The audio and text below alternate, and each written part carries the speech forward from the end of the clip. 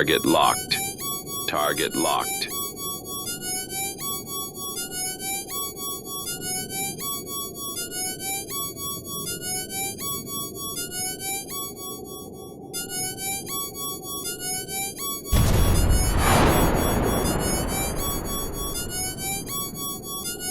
I wasn't supposed to make it out alive, but I did. Now it's your turn to uncover why. I wasn't supposed to leave the compound. Now someone wants me silenced. I am a covert agent from our ranks, and your job is to finish what I started. Welcome, agents. You've been enlisted by the Covert Detective Agency to solve a case so dangerous it was buried inside a classified CIA black site deep in the Nevada desert. I am Eli Morse, and I am a CIA operative, and I escaped with evidence, barely. Moments ago, I was targeted by a military drone strike. I survived, but only just. Now it's your turn.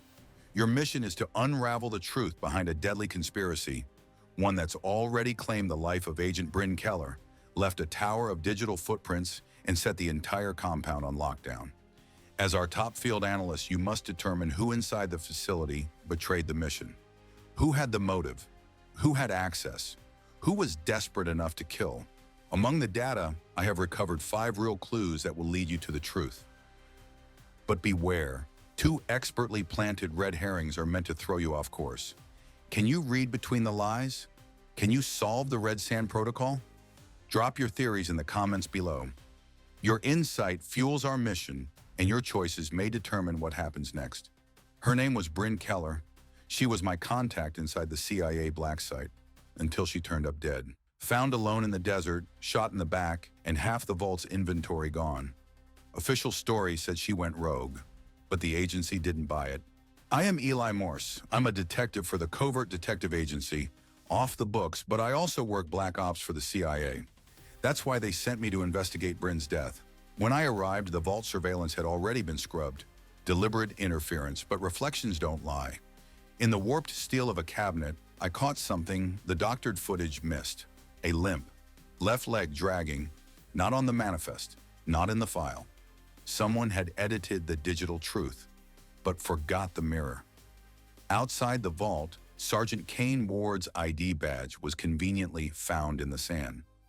Director Roland Stone moved fast, too fast. He ordered Ward detained immediately. It wasn't the first time Ward had drawn suspicion. 3 years ago, he was reprimanded for freelancing off-the-book security in the Mojave. Rumors say he ran with desert smugglers, the kind who'd kill for an artifact like the one that vanished. Agent Marla Vega added fuel to the fire, claiming the lockdown started at 2:45 a.m., but the logs showed 2:33 a.m., 12 minutes off. She said she'd been in the comms bay when it happened, but the badge log showed no entry, just a dead zone. Vega had been trying to get reassigned to Langley for over a year.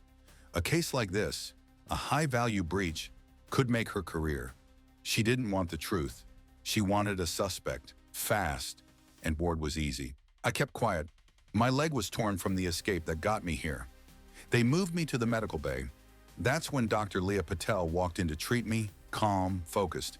But as she leaned close, she whispered, "Truth lies where eyes won't go." I froze. That phrase was embedded in the encrypted AI metadata of the stolen map. I'd seen it myself.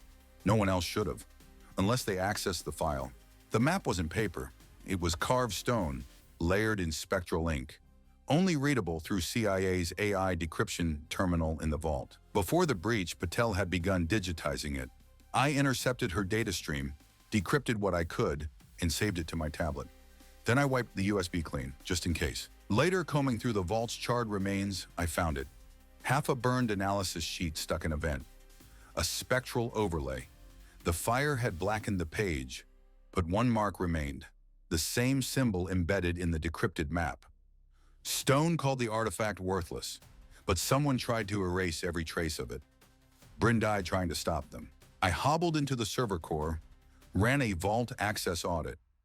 One name was missing from the log, replaced with a generic override. Only a base commander could erase a name from the vault logs without triggering an alert at Langley. Then the lights went out. A drone rose over the ridge. No schedule, no beacon, just a target. Me. Someone wanted me dead. Someone who knew I held the last surviving copy of the map on my tablet. Now you've got what I had.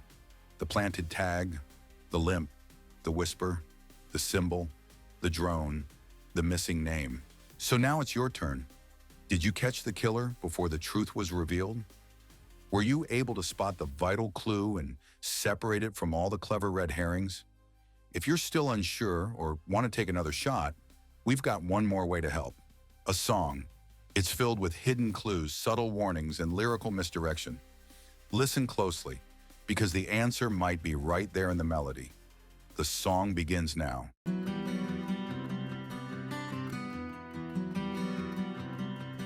No, he came from Langley, eyes like steel, with whispers buried in a coat so real. The vault was locked, the footage clean, yet something moved that shouldn't be seen.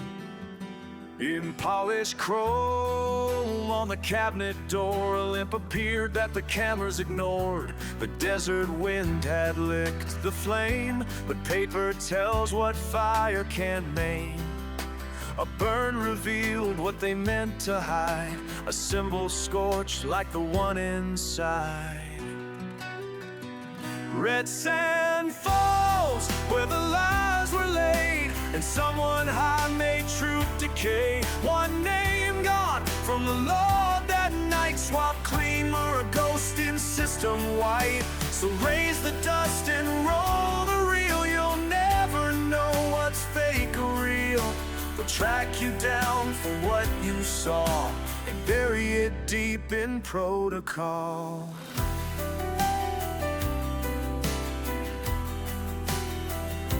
The analyst warned with a voice too calm, in sand-swept laps far from the bar. She spoke in riddles, soft and low.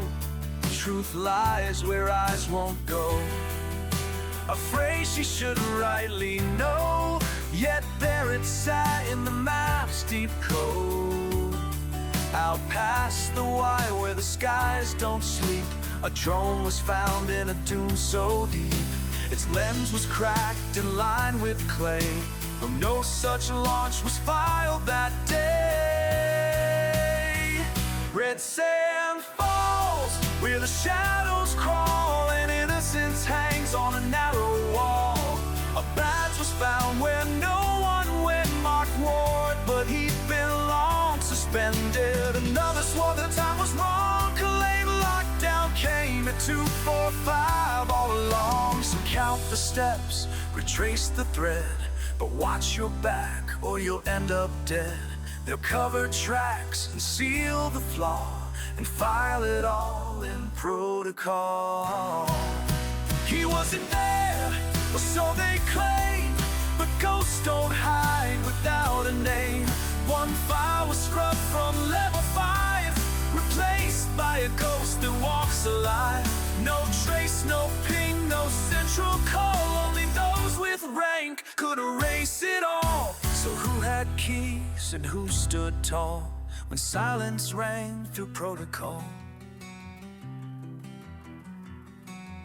He ran at dusk with tablet tight, the desert watching primed to strike. Behind him flew a vulture sound, with spinning blades and death unbound. The drone that flew without command had clay hate on its shattered lens. One whisper on, one breath too much, and truth would burn beneath their clutch. Red sand falls, red sand calls. It knows the truth behind the walls. The past won't sleep, the wind won't stall. It's buried lives in protocol. What's buried lives in protocol? Red Sand Protocol? Did you catch the clues buried in vault reflections, corrupted files, and silent drones? Can you separate the real evidence from the planted lies? Take a moment to think it through. If you need more time, hit pause now, because in 10 seconds the answers will be revealed.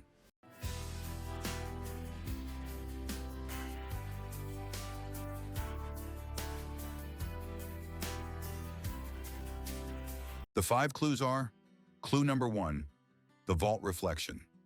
A reflection in the steel vault cabinet revealed that the thief had a noticeable limp, something not visible in the corrupted security footage. This small but critical detail proved that the video feed had been tampered with, but the reflection preserved the unfiltered truth. Clue number 2, the burned document. A half-charred file in the incinerator displayed a symbol that exactly matched one found inside Eli's briefcase. Though someone tried to destroy the evidence, the fire exposed what connected the stolen document to the encrypted map. Clue number 3, Dr. Patel's strange phrase. Dr. Leah Patel was overheard saying, "Truth lies where eyes won't go," a line buried deep in the encrypted metadata of the classified map. She should have had no way of knowing that phrase, suggesting she had unauthorized access to the map. Clue number 4, the deleted access logs, linchpin clue. Director Roland Stone's name was manually deleted from the Level 5 Vault access logs and replaced with a generic system admin tag. Only a base commander like Stone had the authority and clearance to execute this level of cover-up without alerting Langley, directly tying him to both motive and opportunity. Clue number 5, the drone with desert clay. A drone lens was discovered with traces of fresh desert clay, even though no drones had been cleared to fly that night. This proves someone manually launched an unsanctioned drone, an act meant to track, intercept, or eliminate Eli Morse. The 2 red herrings are: red herring number 1, Sergeant. Ward's ID tag, Ward's ID badge was found outside the vault, appearing to implicate him. But Ward had already been suspended from duty and lacked access that night, making the badge a planted distraction meant to frame him. Red herring number 2, Agent Vega's timestamp error. Agent Vega incorrectly stated that lockdown occurred at 2:45, while logs showed 2:33. This discrepancy was not deceit, it stemmed from her ambition to look sharp under pressure, not from involvement in the crime. And who committed the crime? Director Roland Stone, the man trusted to safeguard national secrets, was the one orchestrating the entire conspiracy from within. He wasn't just covering his tracks, he was actively eliminating anyone who could expose him. When Eli Morse uncovered Stone's unauthorized access to the Red Sand Protocol and took the only decrypted version of the map on his tablet, Stone saw no other option. He authorized an illegal drone launch, off the books outside of Langley's oversight, to intercept Eli before he could escape the desert compound.